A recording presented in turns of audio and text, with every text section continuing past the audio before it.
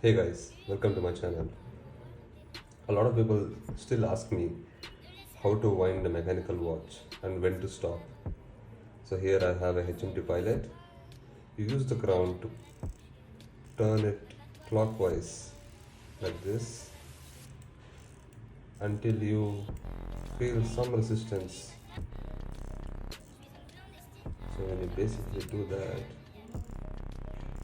see that? You're tightening the mainspring.